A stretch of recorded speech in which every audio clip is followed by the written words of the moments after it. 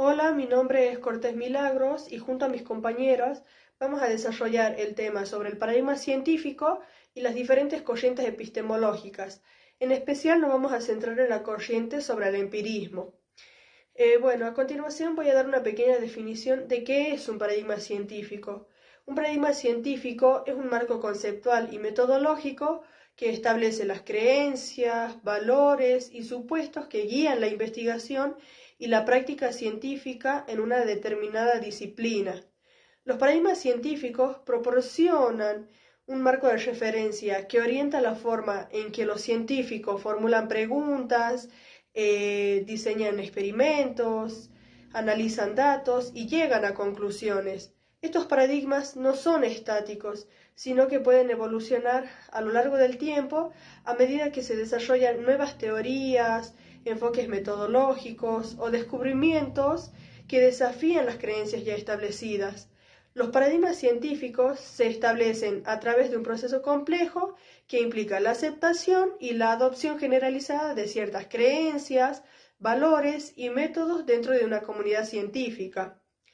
Un ejemplo de cómo se establecen los paradigmas científicos es la teoría cuántica establecida en el siglo XX que revolucionó la física, la comprensión de las partículas subatómicas y el comportamiento de la materia a escalas muy pequeñas.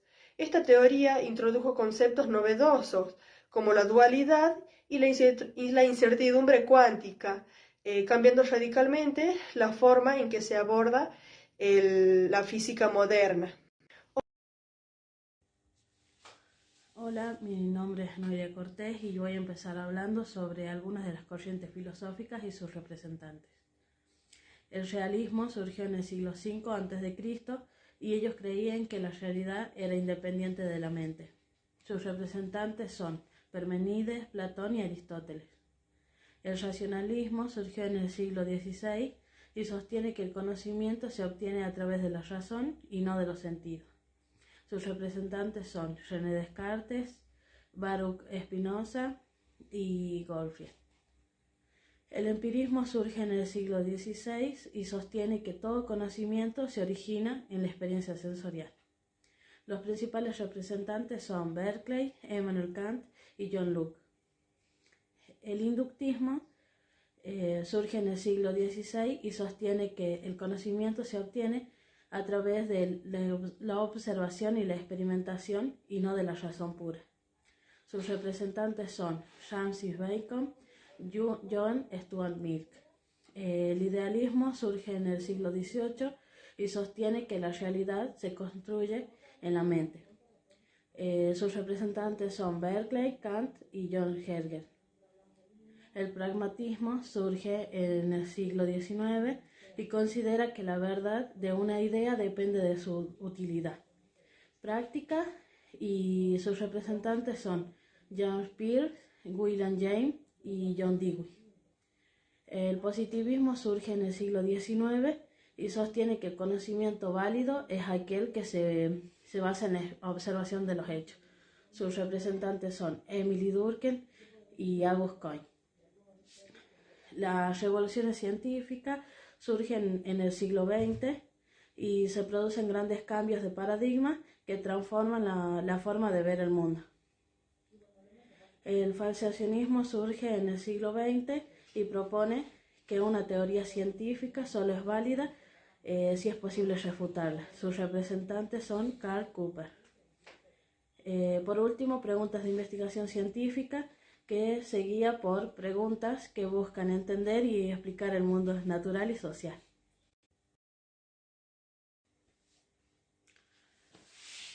A nosotros nos tocó desarrollar el empirismo y la palabra empirismo viene de la palabra empírico, que es una palabra griega que significa experiencia. El empirismo es una corriente filosófica que surge en Inglaterra en el siglo XVI. Surge en contraposición al racionalismo, que sostiene que el conocimiento humano se origina y se fundamenta en la experiencia directa con el mundo. Las ideas, conceptos, creencias se derivan de la observación, la experimentación y la interacción con el entorno físico. vamos a nombrar algunas de las características fundamentales del empirismo. Una de las características fundamentales del empirismo es su postura de que todo conocimiento se deriva de la experiencia sensorial. La segunda es método científico experimental, que los empiristas proponen un método científico basado en la observación, la formulación y la verificación experimental, rechazando los métodos puramente deductivos. Por último, el rechazo al innatismo. Los empiristas rechazan la noción de ideas innatas o conceptos preconcebidos en la mente. Luego tenemos los principales representantes del empirismo. Cada uno hizo un aporte diferente hacia él. Comenzamos con John Locke, quien nació en 1632 y falleció en 1704. Fue un filósofo inglés y médico, y es conocido por su obra El ensayo sobre el entendimiento humano, donde desarrolla la teoría del conocimiento empirista. Él introduce la noción de la mente humana como una tabula rasa o una hoja en blanco al nacer, lo que significa que no poseemos ideas innatas y que todo conocimiento proviene de la experiencia sensorial. Locke distingue entre ideas simples e ideas complejas. Las ideas simples son aquellas que se derivan directamente de la experiencia sensorial, y las ideas complejas son aquellas que se forman a partir de la combinación de ideas simples. Seguimos con David Hume, que nació en 1711 y falleció en 1776. Fue un filósofo escocés, escritor e historiador. Él se basó en la crítica a la causalidad y en la teoría del conocimiento empírico. Él cuestiona la noción de causalidad al argumentar que a pesar de observar una secuencia constante de eventos, no podemos conocer la conexión necesaria entre causa y efecto. Hume distingue entre impresiones e ideas. Las impresiones son las percepciones inmediatas y vivaces que experimentamos a través de nuestros sentidos o de nuestras emociones. Las impresiones son más fuertes y más vivas que las ideas. Luego tenemos las ideas, que son las representaciones mentales de nuestras impresiones pasadas. Son copias menos intensas y menos vivas de nuestras impresiones, que surgen a partir de la memoria y la imaginación. Hume establece que todo conocimiento se deriva de estas dos fuentes. Por último, tenemos a Berkeley, que nació en 1685 y falleció en 1753. Fue un filósofo irlandés y es conocido por su filosofía idealista y por su crítica a la existencia de la materia. Él desarrolló una filosofía idealista que niega la existencia de la materia independiente de la mente. Sostiene que la realidad consiste en percepciones mentales y que todos los objetos físicos son ideas percibidas por la mente de Dios. Para Berkeley, la materia no tiene existencia independiente y solo existe en la medida en que es percibida.